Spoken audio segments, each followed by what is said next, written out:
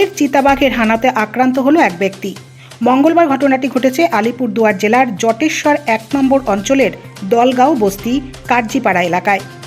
গোড়াচাঁদ কার্জি নামে এক ব্যক্তি সকালে বাড়ির পাশে নদীর পাড়ে গরু নিয়ে যান এবং পাশের একটি বাঁশঝাড় থেকে চিতাবাঘ সেই ব্যক্তির ওপর লাফিয়ে পড়ে। আক্রান্ত ব্যক্তিকে দ্রুত বীরপাড়া হাসপাতালে নিয়ে যাওয়া হয়।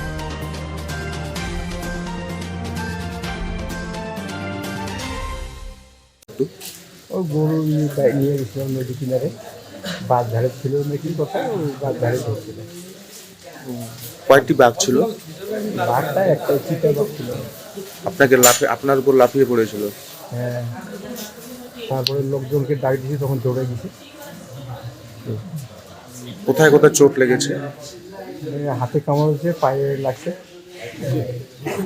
বুকে লাগছে, নখ